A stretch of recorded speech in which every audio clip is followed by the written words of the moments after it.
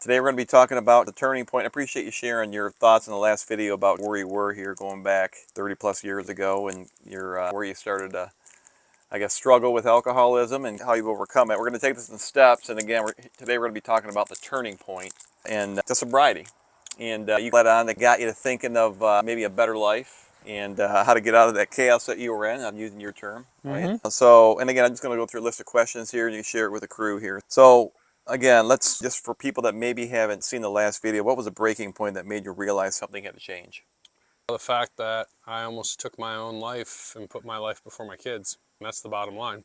And then in the last video, if you haven't watched it, Josh was doing 162 miles an hour on his motorcycle after slamming down 2/5 of Crown Royal. In some way, shape, or form, survived that night. And I think you said you saw it the next morning. I realized when I got home the next day, I didn't know how I got home or anything for that matter. So, was there anything hard about admitting that you needed help?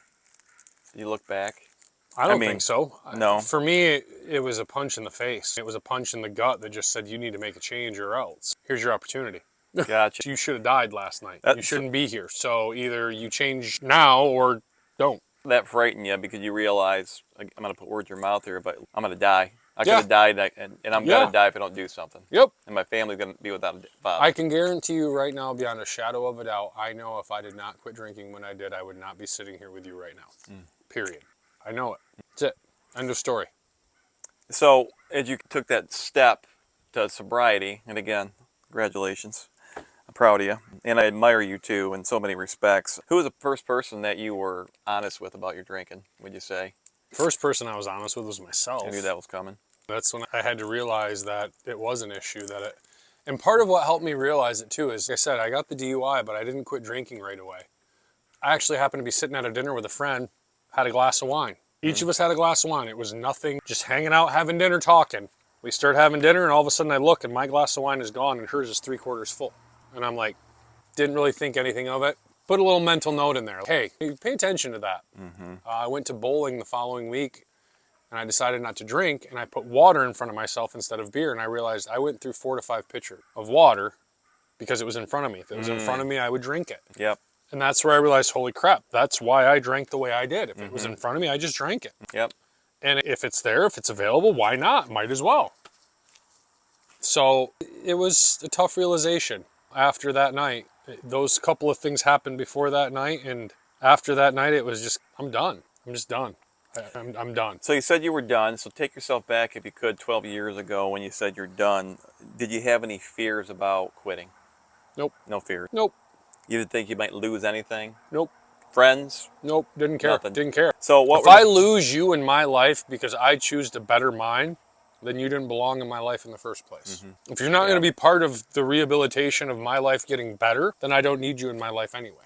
That's where I'm at. So going back again 12 years ago, what were the first few days and weeks of sobriety? First few days and weeks are fine. You're kind of just, all right, let's do this. And I guess for me, I say it wasn't hard because I knew I didn't have a choice. It was either quit drinking or die. It was that simple for me. And some people don't see it that way. I don't know how some people see it, but that was my vision of it. It was either I quit now or I die. That's it.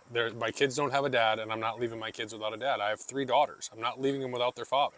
So where are you at right now if you're addicted to drugs or alcohol? Are you at the point where you might die?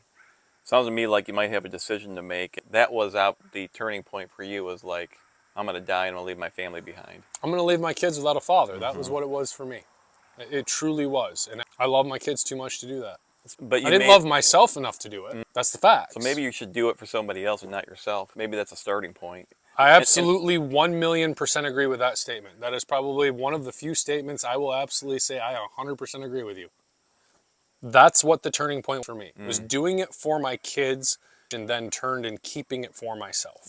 I did it to better my life for my children, but I keep my sobriety for me. I love that. Because if I don't, I'm 1 drink away from going right back to where I was 12 years ago.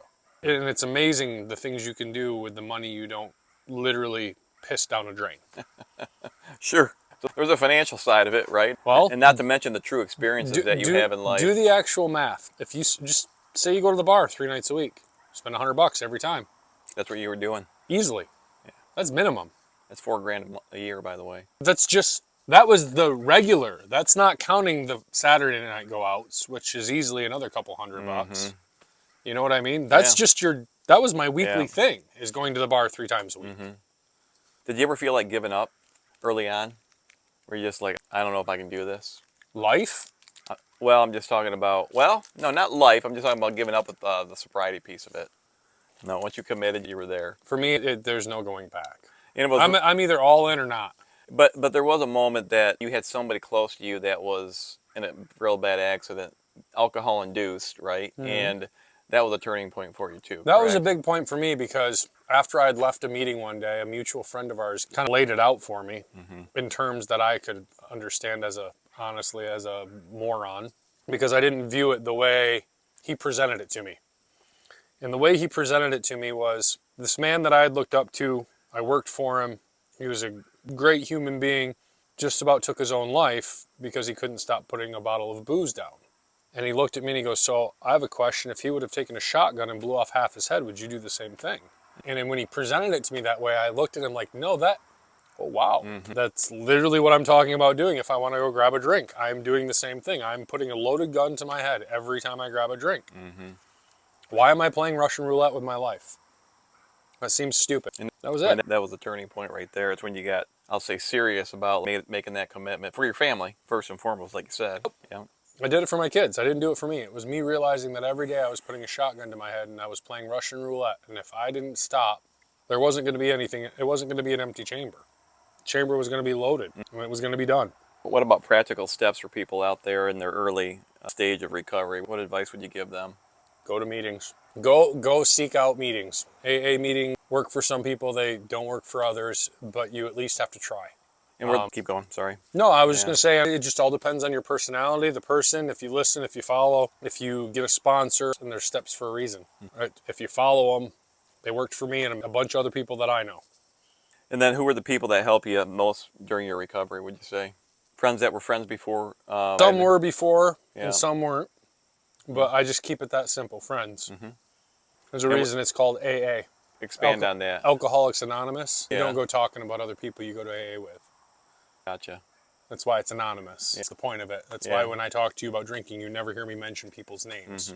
I just say this person or that person. So it was the person, but they were the people within AA that really you call your friends.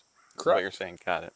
There's people in AA that are my friends. There's people that aren't in AA that are my friends. All of my friends help me get through it. Gotcha. And you find out who your true friends are when you choose to make a life choice like that. You find out who drinking buddies were. You find out who your bar friends were. You find out who your drug friends were. And you find out who your friends are.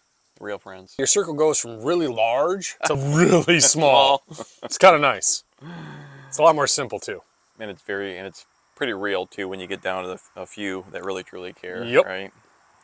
And then if somebody out there is watching and they're afraid to ask for help, there might be somebody out there where you're just afraid to ask for help. What would you say to that person? Last question. Fear is pain leaving the body. Expand on that a little bit more. The reason you're scared is because you're fearful of change. You're fearful of the unknown. But the thing is, you will change when... I always forget this one and how it goes, but I've brought it up before. When the pain of staying outweighs the fear, the pain of change, that's when we leap. You just have to make that choice, whether you want to keep living your life of insanity, because that's what alcoholism and drug use is. It's insanity. You're doing the same thing over and over again, and you're wondering why you're not getting a different outcome. You keep living the same tired life and wondering why you're always so tired. So here's a question out there. If you're listening and you're struggling, are you tired? Are you tired of the fear? Are you tired of the pain? And are you tired of hiding it? Do you think you're hiding it? Because if you do, you're not. People know. They really do. Right, exactly. You can't hide it. They know. It gets to a point where it's not hideable. And you're not going to hide from God either. Nope. Right? You're not going to hide from God. So we're going to talk about life after alcohol in our next episode. And my hope is that in listening to Josh and him answering the questions about the turning point, that somebody out there is struggling, just one person. And we started these videos to really help one person, and God has. All the glory goes to him. I was say, we haven't done anything. Exactly. We've Amen just sat here and opened our mouths and spewed a bunch of garbage out. Yes, exactly. And we're hoping that the garbage is resonating with a few of you out there. We're just keeping it real, but we're hoping that one person would resonate with something that Josh said to get you to take action, to get out of that struggle that you're in, and take your next steps to sobriety. Again, this has been Finding Hope with Rob and Josh, and we're here to help you find the beauty in the darkness. And if you found that light, please go share your glow with the rest of the world. see you in the next video. See you guys.